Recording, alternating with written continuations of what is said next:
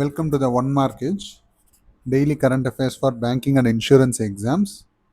இன்னைக்கு மே 2nd 2026 current அஃபேர்ஸை பார்க்கலாம். கண்டென்ட்டில் போகலாம் வாங்க. ஃபஸ்ட்டு ஆர்பிஐ ரிலேட்டடான நியூஸை பார்ப்போம். ஆர்பிஐ ரீசெண்டாக சொல்லியிருக்காங்க, இந்த 2000 ரூபி நோட்ஸ் வந்து 2023 பேன் பண்ணாங்க. அதில் வந்து 98.47 நோட்ஸ் வந்து 47% ஆஃப் 2000 ரூபி நோட்ஸ் வந்து திருப்பி அவங்களுக்கு வந்துடுச்சுன்னும், இன்னும் இவ்வளோ மிச்ச பர்சன்டேஜ் இருக்கும் அப்படின்றதையும் அவங்க சொல்லியிருக்காங்க.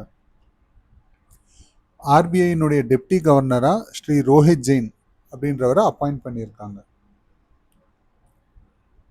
ஆர்பிஐ வந்து ரிவைஸ்டு லோன் ரீஸ்ட்ரக்சரிங்கை அலோவ் பண்ணுறாங்க. அதாவது moratorium for maximum period of 1 year வரைக்கும் அலோவ் பண்ணுறாங்க. இது எப்பன்னா, ஏதாவது ஒரு டிசாஸ்டர் ஆகுது, ஏதோ ஒரு நேச்சுரல் கெலாமிட்டிஸ் வருது அப்படின்னா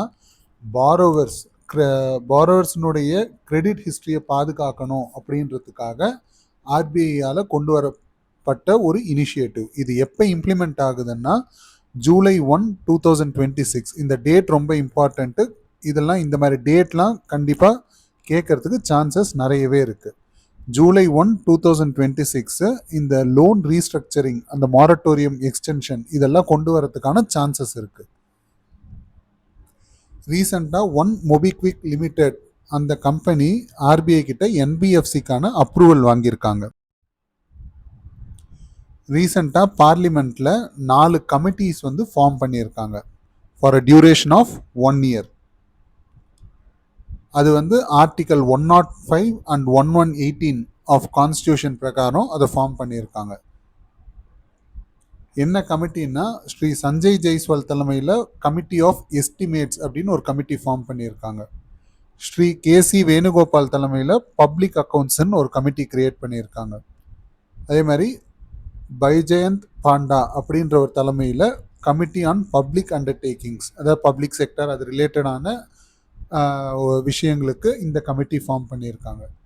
ஃபகான் சிங் குலாஸ்தே அவர் தலைமையில் மார்ஜினலைஸ்டு கம்யூனிட்டிஸ் வெல்ஃபேர், அதாவது எஸ்சி எஸ்டி அவங்களுக்கான ஒரு கமிட்டியை இவர் தலைமையில் ஃபார்ம் பண்ணியிருக்காங்க. நெக்ஸ்ட்டு நேஷ்னல் நியூஸ் பார்ப்போம். இந்தியன் கவர்மெண்ட் வந்து ரீசண்டாக ஒரு ப்ராட்காஸ்ட் அலர்ட் சிஸ்டமை வந்து செயல்படுத்தி பார்த்தாங்க. அது என்னன்னா, at the time of natural calamities இல்லைன்னா ஒரு டிசாஸ்டர், ஒரு சுனாமியோ எர்த்குவேக்கோ எதனா வந்ததுன்னா அது மக்களுக்கு எப்படி கம்யூனிகேட் பண்ணுறது அப்படின்றதுக்காக ஒரு இன்ஸ்டன்டேனியஸான ஃப்ளாஷ் அலர்ட்ஸை மொபைல்ஸில் அந்த யூசர்ஸ்க்கு போய் சேரணும். அது என்ன டெக்னாலஜினா செல் ப்ராட்காஸ்ட் டெக்னாலஜி அப்படின்றத வச்சு அவங்க ட்ரை பண்ணி பார்த்துருக்காங்க. இது த்ரூ அவுட் இந்தியா ரீசெண்டாக நடந்த ஒரு விஷயம். அதே மாதிரி சிட்டிசன்ஷிப் ரூல்ஸில் ஒரு சில அமெண்ட்மெண்ட்ஸ் கொண்டு வந்திருக்காங்க. என்னன்னா, minor children up to 18 years of age வந்து டியூவல் சிட்டிசன்ஷிப்பை அவங்க, அதாவது dual passports, Indian passport and foreign passport ரெண்டையும் அவங்க ஒன்றா வச்சுக்க கூடாது அப்படின்ற மாதிரி ஒரு அமெண்ட்மெண்ட் இப்போ கொண்டு வந்திருக்காங்க. இது வந்து ரொம்ப ரொம்ப இம்பார்ட்டண்ட்டு. அப்புறம் ஒரு சில கவர்மெண்ட் ஆஃப் இந்தியாவுடைய ஒரு சில மினிஸ்ட்ரீஸில் ரொம்ப கீ பொசிஷன்ஸுக்கு ஒரு சில அப்பாயின்மெண்ட்ஸ் நடந்திருக்கு. அது என்னன்னு ஒன்று பார்க்கலாம். ஃபஸ்ட்டு டிஃபென்ஸுக்கு ஃபினான்ஸ் செக்ரட்டரியாக ஸ்ரீ விஸ்வஜித் சாஹே அப்படின்றவரை அப்பாயிண்ட் பண்ணியிருக்காங்க. கண்ட்ரோலர் ஜெனரல் ஆஃப் டிஃபென்ஸ் அக்கௌண்ட்ஸுக்கு அனுகிரக நாராயண தாஸ் அப்படின்றவரை அப்பாயிண்ட் பண்ணியிருக்காங்க. எம்எஸ்எம்இ சிறு குறு மற்றும் நடுத்தர அந்த தொழில் சார்ந்த ஒரு மினிஸ்ட்ரி எம்எஸ்எம்இ, அதுக்கான செக்ரட்டரியாக பாரத் கேரா அப்படின்றவரை அப்பாயிண்ட் பண்ணியிருக்காங்க. இன்டர்நேஷ்னல் அஃபேர்ஸில் நெக்ஸ்ட்டு பார்க்குறது, இந்தோனேஷியாவில் இருக்கக்கூடிய ஒரு எரிமலை மவுண்ட் டியூகோனோ அது வந்து வெடித்து செதற ஆரம்பிச்சிருக்கு. அது வந்து ஹல் மஹேரா ஐலாண்ட் அப்படின்ற ஒரு இடத்துல இருக்குது. இந்தோனேஷியாவை பொறுத்த வரைக்கும் என்னென்னா, கரண்ட் கேபிட்டல் ஜக்கார்த்தா, பட் அவங்க ஒரு லாங் டேர்ம் பிளான் வச்சு ஃப்யூச்சருக்கு நுசாந்தரா அப்படின்ற ஒரு கேபிட்டல் சிட்டிக்கு மூவ் பண்ணுறதுக்கு லாங் டேர்ம் பிளான் ஒன்று வச்சுருக்காங்க. ஸோ இது ரொம்ப இம்பார்ட்டண்ட்டான ஒரு நியூஸ். நெக்ஸ்ட், இந்தியாவும் கென்யாவும் ஒரு MOU memorandum of understanding sign பண்ணியிருக்காங்க. அது எதுக்குன்னா, கஸ்டம்ஸில் வந்து கோஆப்ரேஷன் ஃபார் மியூச்சுவல் பெனிஃபிட்ஸ். இது எப்போ நடந்தது அப்படின்னா, இந்தியாவுக்கும் கென்யாவுக்கும் 10th joint trade committee meeting ஒன்று நடந்தது. அதில் இந்தியாவும் கென்யாவும் சைன் பண்ணியிருக்காங்க இந்த நெக்ஸ்ட் டிஃபென்ஸ் அண்ட் இன்ஃப்ராஸ்ட்ரக்சர் ரிலேட்டடான அப்டேட்ஸ். ப்ராஜெக்ட் 17A அப்படின்னு ஒரு இந்தியன் நேவிக்கான ஒரு ப்ராஜெக்ட்.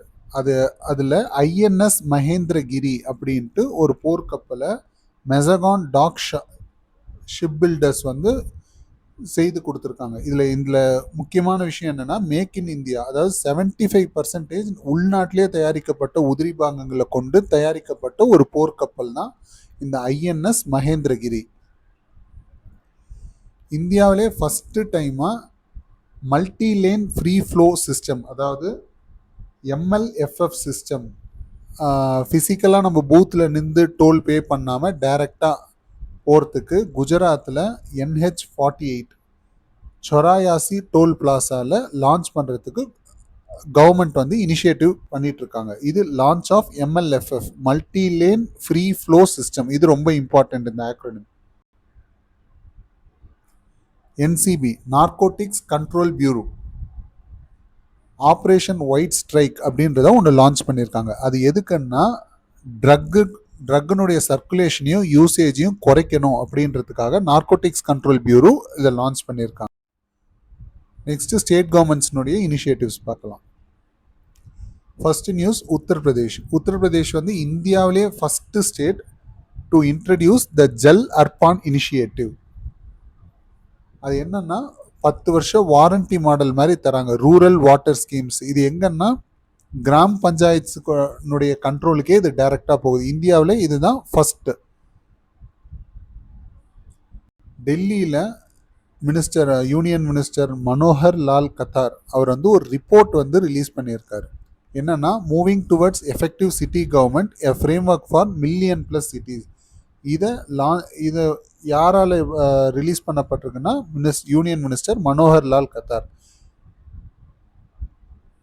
கோவாவில் 57th international film festival November 2026 நடக்க போகுது. இந்த ஃபிலிம் ஃபெஸ்டிவலுக்கான ஒரு ஃபெஸ்டிவல் டைரக்டராக அசுதோஷ் கோவாரிக்கர் அப்படின்றவரை அப்பாயிண்ட் பண்ணியிருக்காங்க.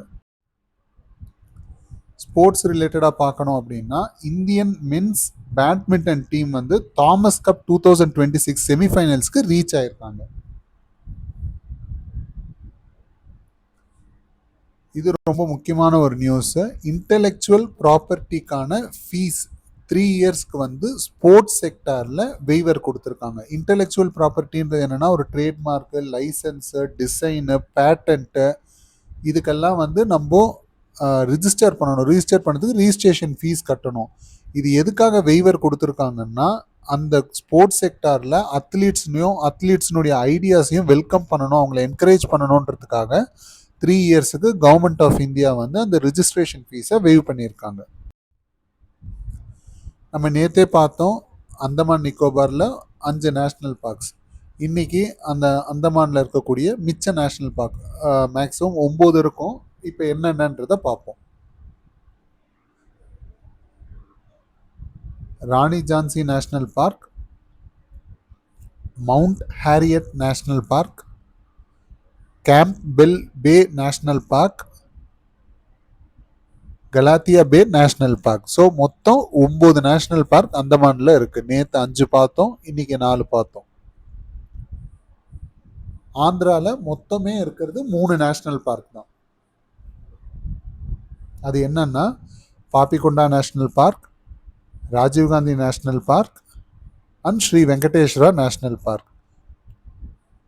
இன்னைக்கு ஸ்டாட்டிக் ஜிக்கு நம்ம 7 நேஷ்னல் பார்க்ஸ் கவர் பண்ணியிருக்கோம். இப்போ ஒரு குயிக் குவிஸ். இது என்னன்னா, நேற்று மாதிரியே தான் நம்ம இன்னைக்கு பார்த்த கரண்ட் அஃபேர்ஸில் ஒரு 5 குவிஸ் மட்டும் 5 கொஷின்ஸ் மட்டும் கொண்டு வந்திருக்கேன். பட் இன்னைக்கு என்ன டிஃபரன்ஸ்னா, ஆப்ஷன்ஸ் எதுவும் கொடுக்கல. ரீகால் பண்ண முடியுதா பாருங்க, அப்படி இல்லைனாலும் ஒன்றும் தப்பு இல்லை. Who has been appointed as the chairman of the Public Accounts Committee for 2026-27?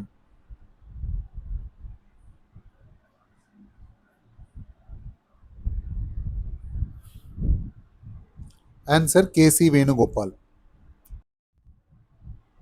Which state launched the Jal Urban Initiative for rural water schemes?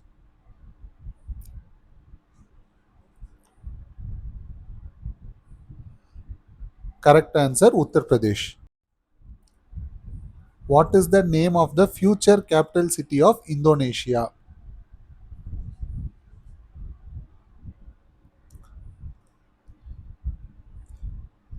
Correct answer, Nusantara. The INS Mahendragiri built under Project 17A has what percentage of indigenous content? Correct answer, 75 percentage. Piyush Goyal, Union Minister Piyush Goyal announced a fee waiver for intellectual property registration in which sector?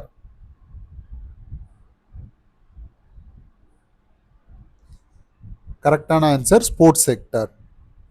So இன்னைக்கு mini quiz முடிஞ்சது. Thanks for வாட்சிங். உங்களுக்கு doubts இல்லை வேறு ஏதாவது specific topic எதனா வேணும்னா கண்டிப்பாக கமெண்ட்ஸில் சொல்லுங்கள். அதை நம்ம கொண்டு வர ட்ரை பண்ணுவோம். தேங்க்யூ.